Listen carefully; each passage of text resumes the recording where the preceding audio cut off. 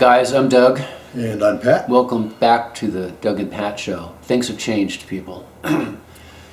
You might notice that we'll have a slightly different camera angle here because something happened, a real big deal.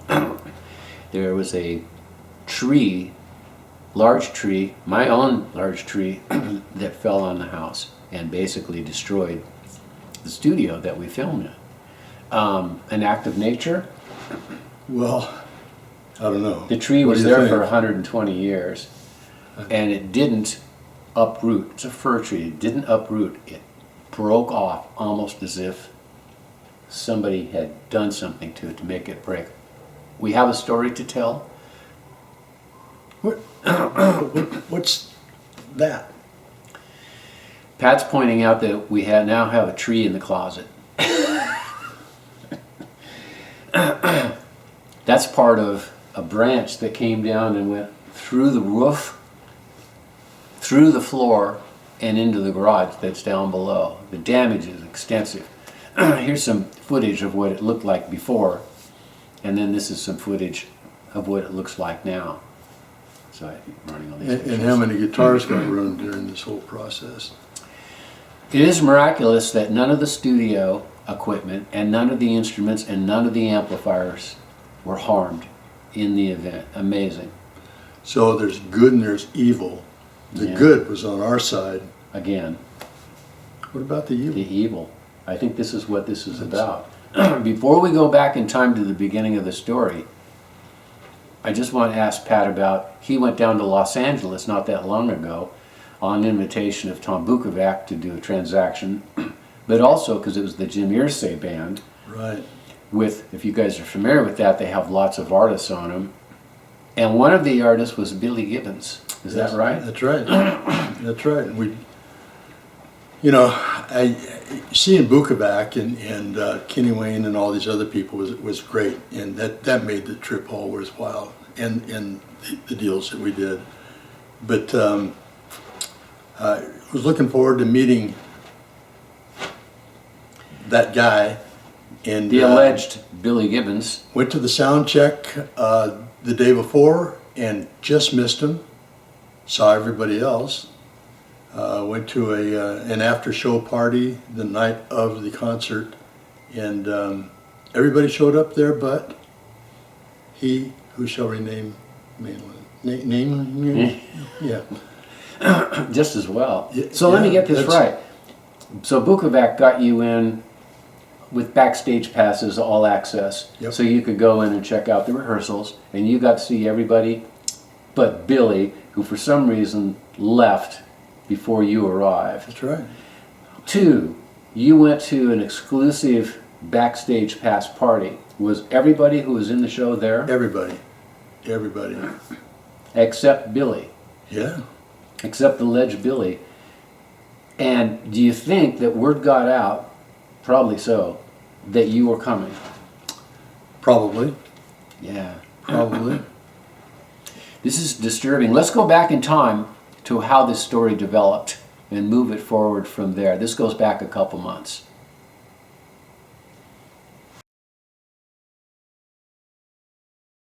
Well,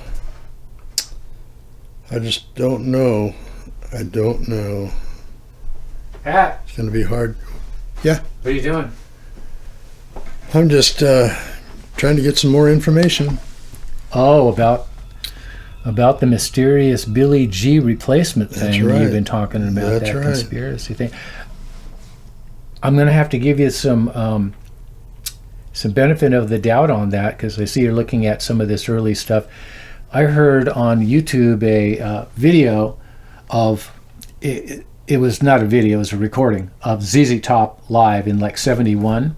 Oh yeah. Have you heard that? I have. That sound of Billy's guitar is unbelievable. It's just as good as the first album, but maybe better, and he's playing like a devil. Incredible. It's unbelievable, the change. It seems so abrupt to me. Yeah. I know you. So you've been researching this for a bit, and you've got down some kind of timeline here, because I don't know. I think we have to take this seriously. What's the word on the street in Nashville when you were there? Shh. Oh. It's kind of hush-hush.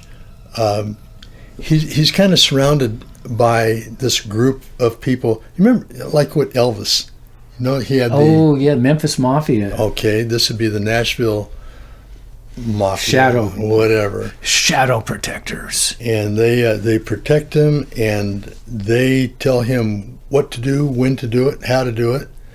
And that's why our interviews with him never seem to come through. It gets to a certain point where we think, oh, this is going to happen. But they never, at the last minute, happens. They all seem to get canceled. Never happens. That he'll call on the phone, supposedly. Yeah. But see him in person? Mm-hmm. No. Nobody is more deserving of having Billy come on the show than Doug and Pat, if I may be so bold. Be bold. So, okay, I think the world is ready to hear where you're coming from right now. Yeah. Okay. Yep. Let's show them. That's all we have to do. Okay.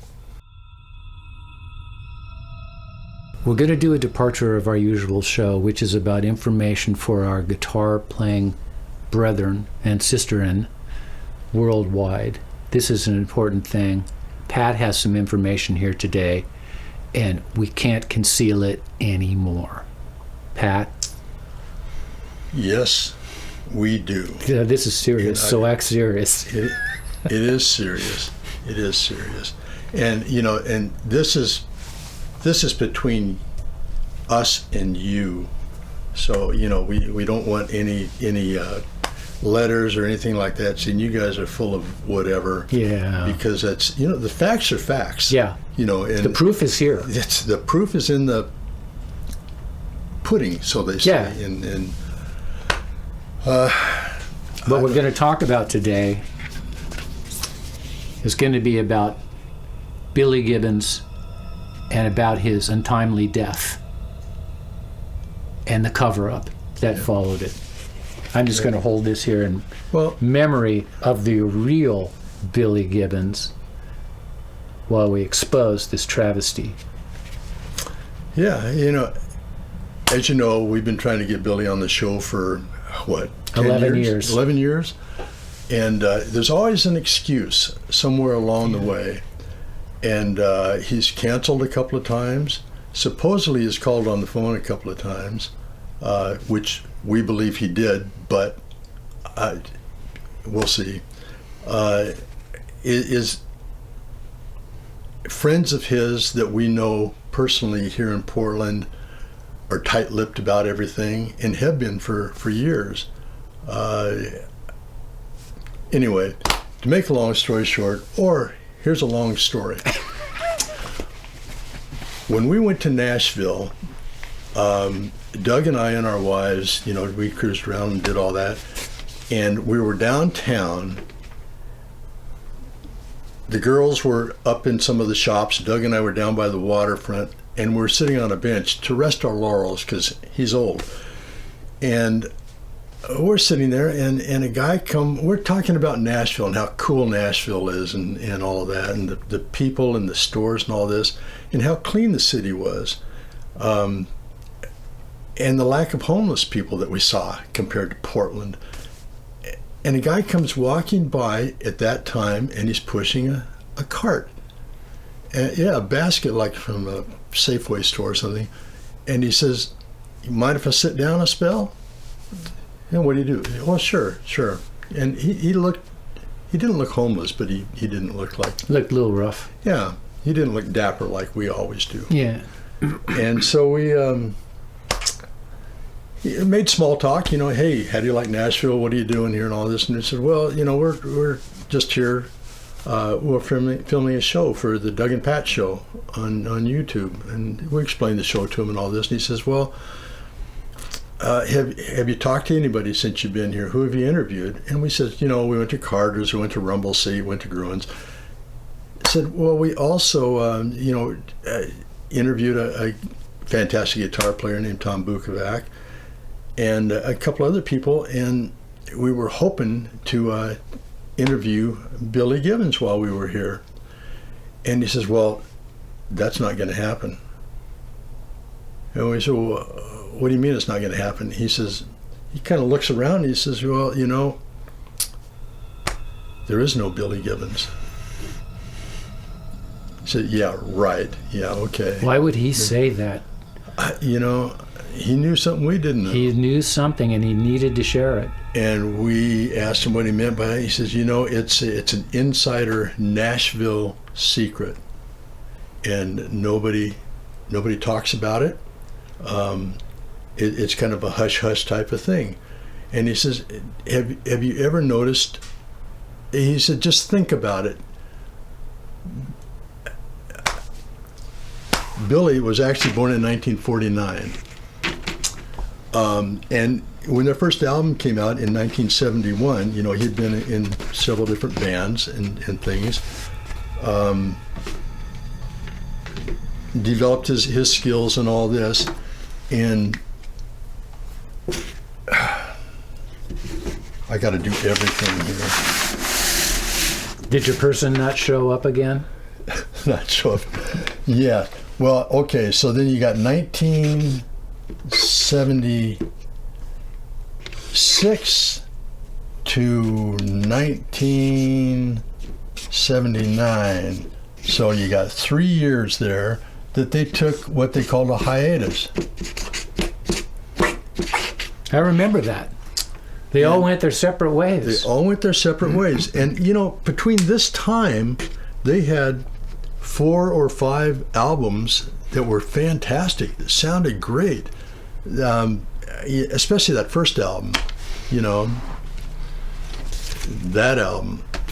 That one's great. Tres Hombres great. Rio Grande Mud. That's right. Then Fandango came out after that. So they did this big old tour where they took Texas to the people, you know, they had cows on stage and they Snakes. had all kinds of stuff. After they got done with that tour, they were tired. Oops, is that Billy? Nope. The phone number is from Texas, but I think someone's on to us. We better finish the show before something happens to us. Okay. Well, where was it? Oh, they did this big tour. Well, they were really tired after the tour. They figured they would, for a change, take a break of maybe 3 weeks, maybe a month, whatever, and recoup. Well, sometime in 76 or early 77, whatever, Billy disappears, according to this guy. And so there's no band, no ZZ Top band. How long did that go on, that hiatus? 3 years. And that Billy even, the new Billy even says so. 3-year hiatus, and they, during that period of time, there wasn't going to be a band. What's Dusty doing? He's going to work at the airport. I mean, a baggage guy. Oh, I thought he was going to be a pilot. No. And grew a beard. Yeah, they didn't have beards. No. And then Frank was doing whatever Frank was doing. According to one interview, he was doing a rehab thing and getting himself all together.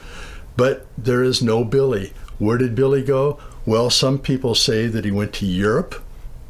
Any proof of that?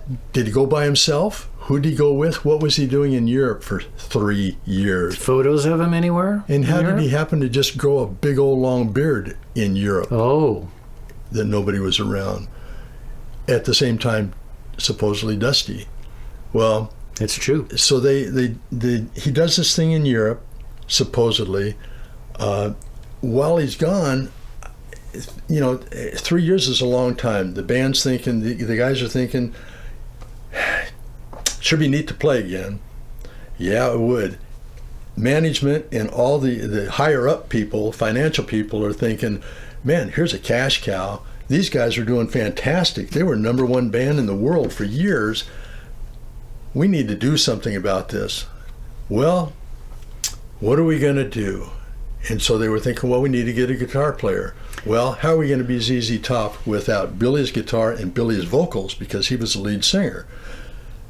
What do? They start auditioning people.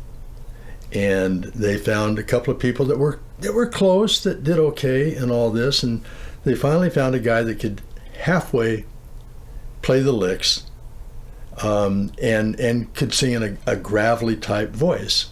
And with the technology going on at the time, people think this A&I stuff is brand new. Well, it's been going on for a long time, being developed. They were starting to use it then, experimenting with different things and different sounds. So they get a guy that can do all this stuff, and he does okay. The next problem was, when they play on stage, how are they going to look like ZZ Top? Cowboy hats, boots, and all that kind of stuff. Obviously, the guy's not going to look like Billy Gibbons, so they can't really be ZZ Top. Well, what did they do? Well, who was the big band at the time in 75, 76?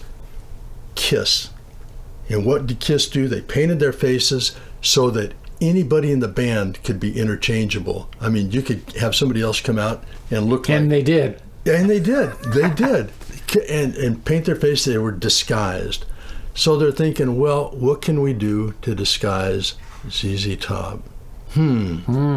Well, how about we'll take Dusty's beard and we'll get this guy to grow a long beard, or put on a fake beard.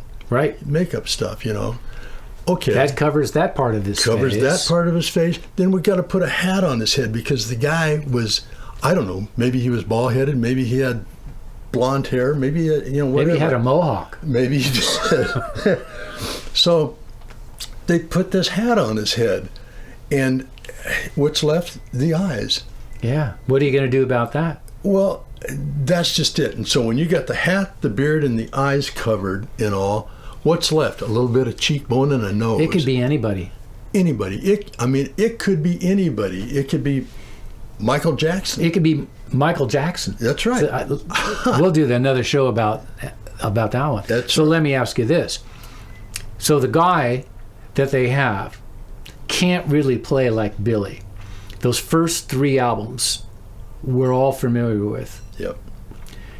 2, he can vocally sound pretty close to it, and so they've taken care of his appearance. Brilliant. Not only did they take care of his appearance, he took care of the thing that they established the look of the band for the rest of time. So the disguise was permanent. Let's talk about his guitar playing. This is pretty obvious. I think somebody mentioned this to you. The Billy Gibbons that we heard on that first 3 albums, very, very technically advanced.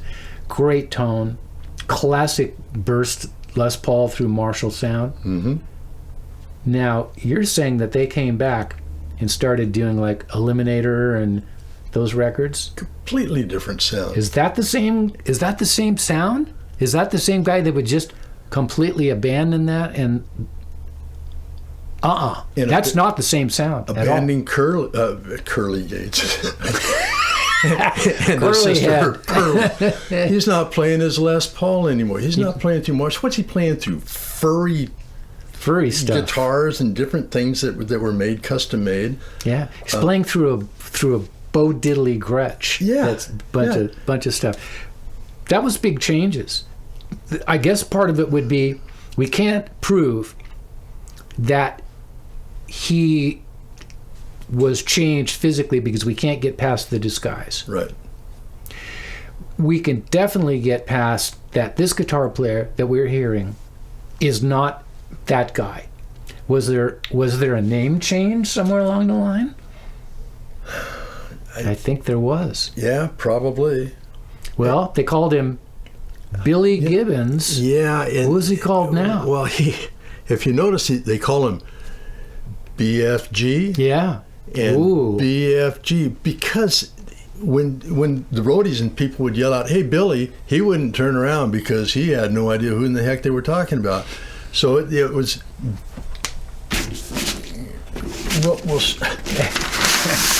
Pat's been away from the corporate world for a while. BFG. What does that stand for? It's not Billy F. Gibbons. It is the bearded fake guy. Code. So is that part of the Nashville code that they all know? It is. This is BFG. This is BFG. Guys just Keep it under your hat. The bearded fake guy. Yeah. And so that's what who is known as. The image is completely changed. Is he wearing cowboy hats anymore? Nope. No. Is he wearing boots anymore? No. Fancy Western coats and jackets? No. What's he into? Well, this guy that they got was an actor part-time.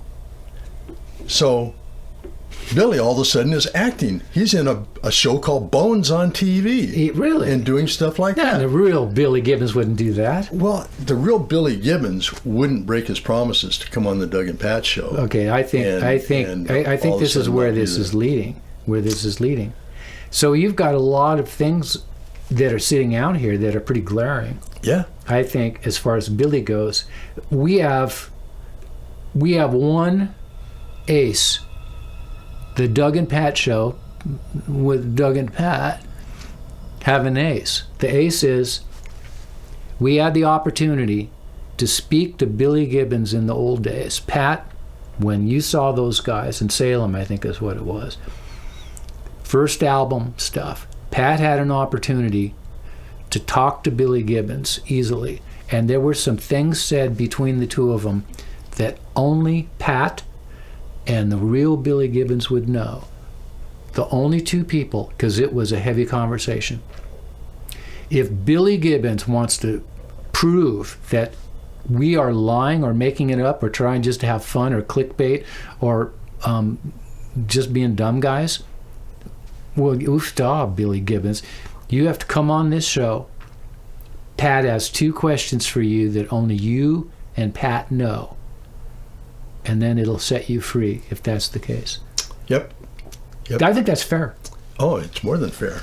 One of the other things the guy said that I thought was interesting. Is that the guy on the bench? The guy on the bench who's sitting there, and he's telling us all this stuff, and he explains all this stuff to us. If you look up the dates, Billy died at 27 years old. Oh. He's part of that 27-year club with Hendrix, Joplin, Morrison, Kurt Cobain, and countless other people. He's part of that. And then I was also thinking, it's real interesting that Dusty passed away at 72. If you switch those numbers around, that's 27. No. So what's that? What's freakish. That all about? Yeah. This is freakish and not a coincidence. It's not. Anyway, before he passed away, you never heard anything about all these cars that he's into. I mean, and motorcycles and all these guitars that evidently he's got hundreds of guitars and amplifiers and things. He's not the guitar player that we all know and love with the Marshalls and with the Pearly Gates. I know. And doesn't sound like him. Doesn't talk like him. Doesn't play like him. He's all of a sudden that Billy that was just cranking and out and all that stuff. Yeah. All of a sudden they were walking together on stage kind of slow. Yeah. I mean, I know they were dressed up and looking like they were really old, but they were also acting really old. Something changed. I held this off until just today because Pat and I were talking about this, is that on the song Legs, right? Okay, if you guys got that record, it has to be the record. You can put that on just before that first downbeat. You can hear it. It's a voice and it goes, Billy's dead. You can hear it. Where'd that come from? I don't know. Why would they say that? Why would they say chills. I know. Gives me chills. So, I think you've got an ironclad case here, Patrick. Well, it's depressing, though, isn't it? It is. As much as we appreciated his playing and all that kind of stuff, it is a sad note that he's no longer with us. He's gone. There's that whole conspiracy with Paul is dead and all this other kind of stuff. But there's a lot more proof with this. And the guy that supposedly replaced Paul McCartney, who was one of the greatest rock singers ever when Paul supposedly died, became even better. So let's get a guy who looks exactly like Paul McCartney, plays bass like Paul McCartney, and sings better than Paul McCartney exactly like him. I don't think so. Even the best tribute bands can't do that stuff. But this is different. Yep. So right about now, I'm beginning to worry a little bit about where Pat goes. It's, as far as his personal safety. He's carrying the Grail with him. And I'm wondering about, me staying on the run, because I'm going to be gone again. Basically, I have to keep on the move. I don't tell people where I'm going. Vietnam, Thailand, Cambodia, Singapore. No, I wasn't supposed to say that. Not in that order. No. And those are big places. Right. I may or may not be there. And you'll just blend in with the population anyway. I can speak 20 languages. And look like them. So, yeah. Yeah. I look just like them. I know. Well, is that all we got today? I think that's quite enough, but it's, something for you to think about. That's, you got to make your own decision, like we always say, as far as the real truth here is. But if they remastered stuff through the years, and they've tried to get out some of the things, and it's almost like, look at this hand, don't pay attention to what's going on down here. And they took this first album and they did a remix and put all that reverb and tried to make it sound like the 80s. Yeah. Because what they're trying to do is they're trying to make the original genius of Billy Gibbons go away. They're trying to make you forget. Don't forget, okay? Don't forget. I just told him not to forget. Yep, don't forget. No. Don't forget. We won't. Hell no. And we'll remind you periodically. Yeah, so that's the story there that Pat has put together. Crazy. Pretty analytical, and I think it has so much credence to it. Not only how it's developed over the years, Pat, but how it's developed lately. With you going to LA, as we talked about that earlier, why is Billy avoiding you so much? Do you think he's scared of us? I don't know about scared of us, but I know I'm scared of him. There are too many things that are happening, including what happened here. I think that the man's a rogue. Whoever the man really is, I think he's capable of anything. Well, if I were you, I'd get myself some firearms. Some iron? I would get myself, because we don't know, get yourself a big thing of garlic and a cross and silver bullets, wooden stakes. I'm not taking any chance. I think this is well advised. Don't let him bite you. Well, the other thing, if you ever meet him, we probably shouldn't say this to our followers, but we are feeling like we are in danger, and I hope that they're also not in danger. Good thing that they use aliases on their YouTube thing, because this could go anywhere. So we're going to rest our case on this one, and we're just going to hunker down and just hope for the best, and hope that the next show isn't our memorial show.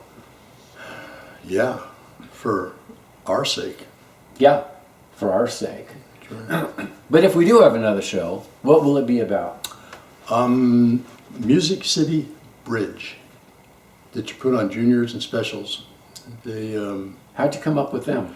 How did you come up with them? Well, it's your buddy, Tom Bukovac, who works with a guy at Glazer. Glazer, that's and, right. Bukovac is really into having the guitar in tune, which I go, that's a pretty good idea. And Les Paul Juniors, or any guitar that doesn't have a tune-o-matic bridge on it, just a bar tailpiece like a junior or a special in case of Gibsons, they're not compensated correctly, and so those instruments will not play in tune up and down the neck. So they created a new bridge that also, as it fits into the studs, it makes it so that it will not rock up like this. And so when it rocks up, the string contact that comes here from the back changes and makes it what they call the sitar sound, which is a buzzy sound. Anyway, so the Music City Bridge, we are going to show the difference between juniors and specials with the original one and we're going to show up with the Music City Bridge coming up next. So that'd be pretty cool. All we need to do is find a place to film it. I got to tell you, just a quick little story. When I was in LA, I had to go down to the lobby from the hotel, and this was the day after the concert, and I get in the elevator to go back upstairs, and a gal gets on the elevator with me. And she says, did you go to the concert last night? And I says, yeah, I did. She says, boy, they were really good, especially that guitar player. And I says, oh, which one is that? And she says, well, you know, it wasn't Kenny Wayne Shepherd or that other guy that's there. It's a guy on the far left of the stage. And I says, oh, that's Uncle Larry. And she says, Uncle Larry, what's his last name? And I says, Bukovac. She says, yeah, that's the guy I'm talking about. Oh, okay. She says, my husband thinks that he's the best guitar player in the world right now. And I says, well, I can't disagree with that. So she's getting off the elevator. She says, see you later. I'll tell my husband I got to ride in the elevator with Bukovac's nephew. I said, okay, fine. That's great. So how old does that make Bukovac? oh, geez, 110. Oh, man, that's a good one. You can't make stuff up like that unless, of course, you just did. That's pretty funny. Uncle Larry. So Uncle Larry, thanks, Uncle Larry. Uncle Larry, yeah. He is really, really good. So I'm looking forward to doing that thing on the bridges.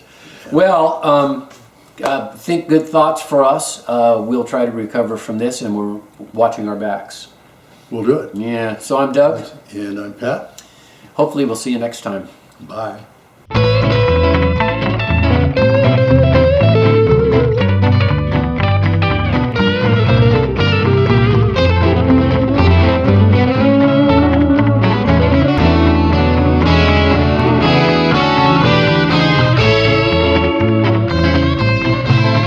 Is that a true story?